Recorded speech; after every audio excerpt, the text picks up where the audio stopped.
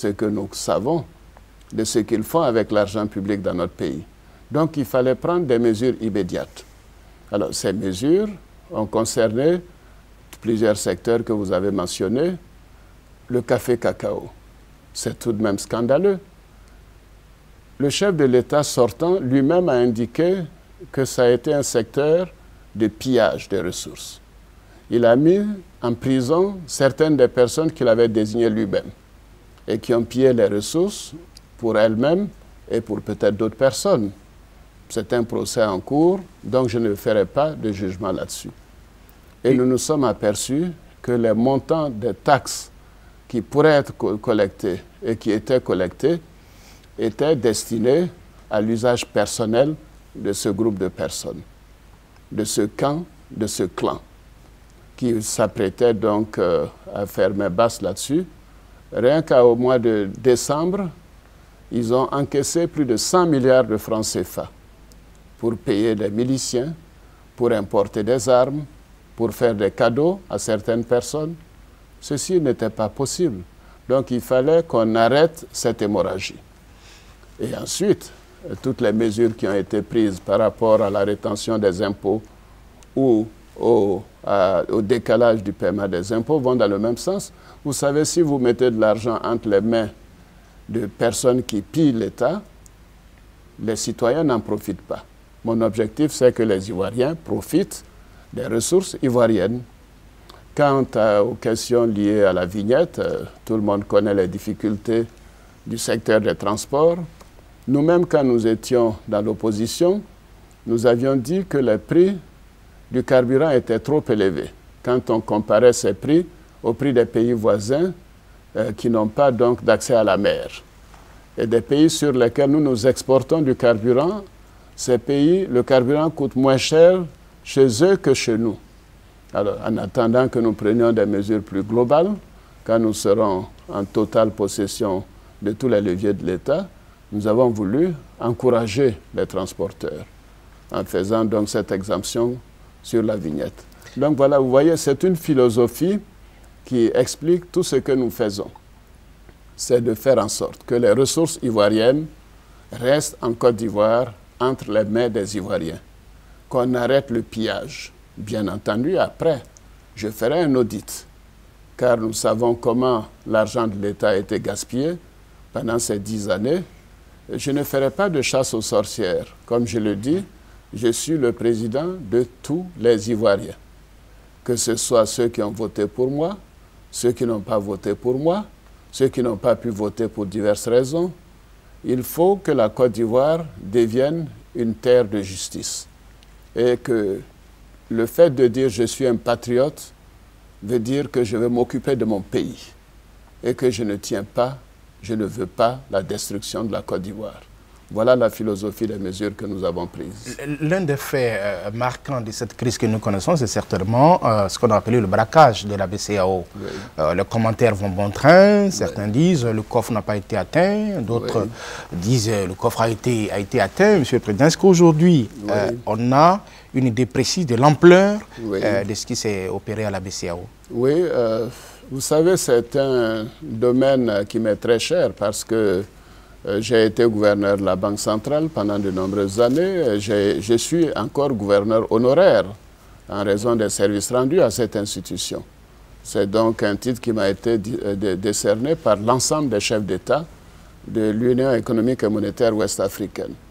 Alors, nous nous trouvons dans une situation où nous avions en son temps un gouverneur désigné par la Côte d'Ivoire qui n'a pas respecté la volonté des États membres de l'Union économique et monétaire, qui, en 6 semaines, a décaissé plus de 200 milliards de francs CFA au gouvernement illégitime, pour les mêmes besoins, acheter des armes, des munitions, payer en partie les salaires, mais ce n'était pas le plus significatif. Alors, ce gouverneur devait partir parce qu'il n'a pas appliqué la règle. Parce que la banque est un domaine très sérieux et très rigoureux. Il y a des règles, il faut les appliquer, autrement on se retrouve dans la catastrophe. C'est ce que nous avons voulu éviter. Le gouverneur étant parti, le gouverneur intérimaire décide de nommer de nouveaux responsables à la direction de la Banque centrale à Abidjan. Alors, que fait M. Laurent Gbagbo? Il décide de braquer la BCEAO. Vous savez, c'est très grave, peut-être parce qu'il n'est pas banquier. Il ne mesure pas la portée de l'acte qu'il vient de poser. La Banque centrale est vraiment le temple de la monnaie.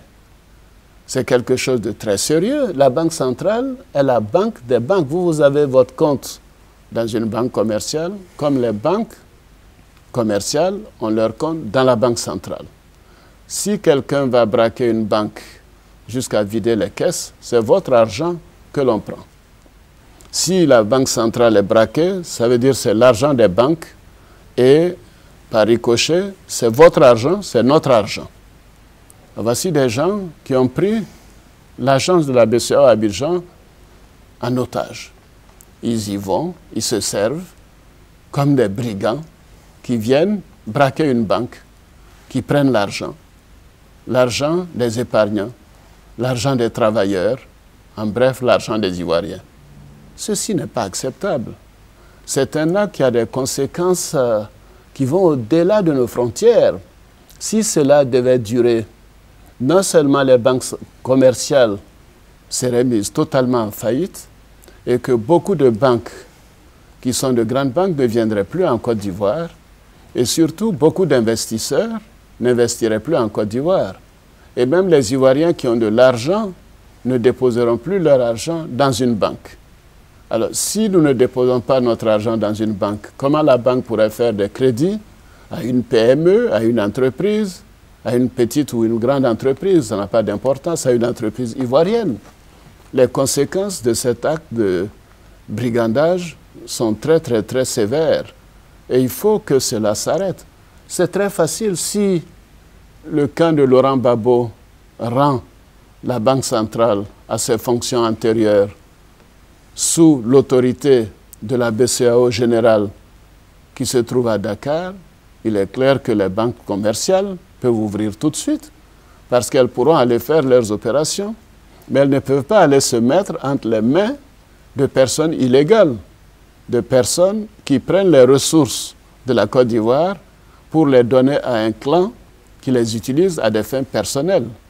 Un régime illégitime qui prend l'argent des Ivoiriens, qui les utilise à ses fins, essentiellement pour promouvoir la violence, pour importer des armes, pour payer des mercenaires, pour se faire plaisir. Cela est inacceptable. Je trouve que c'est un acte criminel à l'endroit des Ivoiriens. Et cet acte sera puni quand les choses redeviendront normales. Le braquage des banques est une atteinte grave au futur de la Côte d'Ivoire et des Ivoiriens.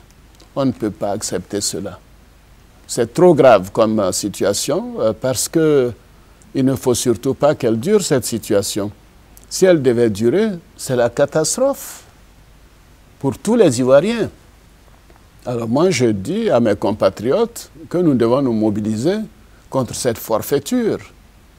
Dans aucun pays au monde, je n'ai vu un tel comportement. Vous savez, je suis choqué à plusieurs titres, d'abord en tant qu'ancien banquier, mais également en tant que citoyen. Moi, j'ai mes comptes ici, dans des banques. Ceux qui nous chantent le patriotisme, le nouveau colonialisme, à longueur de journée, c'est eux qui ont 150 milliards de francs CFA dans des banques dans un seul pays. Et nous sommes en train de faire le décompte. Peut-être que nous trouverons qu'il y a plus de 500, peut-être plus de 1000 milliards à travers le monde. C'est quand même malheureux. Il faut qu'ils arrêtent de tromper les Ivoiriens. Si je suis long sur ce chapitre, c'est pour dire mon indignation. Je trouve que le peuple ivoirien a été assez trompé. Il faut que ça s'arrête. Il faut qu'on arrête cela. Nous devons tous faire en sorte que cela prenne fin parce qu'il s'agit de l'avenir du pays, de l'avenir de nos enfants. Un pays sans système bancaire, ils veulent qu'on devienne le Zimbabwe, que le kilo de viande qui est aujourd'hui à 3 000, 3 100 francs se retrouve à 10 000 ou à 15 000 francs dans 3 mois. C'est ce qu'ils veulent. C'est quand même lamentable. Monsieur le Président, il y a aussi, à part le braquage de la BCEAO, le réquisitionnement de la Bourse régionale des valeurs, ainsi que la commission bancaire. Ce sont des actes inadmissibles. En réalité, c'est parce qu'ils ne comprennent rien à la banque et à la finance. La Bourse régionale des valeurs n'appartient pas à la seule Côte d'Ivoire. Les valeurs qui y sont cotées pour l'ensemble des entreprises de la sous-région. Pourquoi ils vont braquer la Bourse régionale des valeurs? Bon, ce n'était pas normal de braquer la Banque centrale elle-même, mais la commission bancaire, en braquant la commission bancaire, en l'obligeant à fermer, qu'est-ce que ça a comme conséquence? C'est que cette commission ne peut plus jouer son rôle de régulation du système bancaire. C'est cette commission qui fait l'inspection des banques, qui doit dire si une banque est en bon fonctionnement ou pas. Si elle doit continuer de fonctionner, si elle respecte les règles déontologiques, c'est comme un médecin qui regarde si le patient est en bonne santé. Alors s'ils vont braquer cette institution, qu'elle est complètement fermée,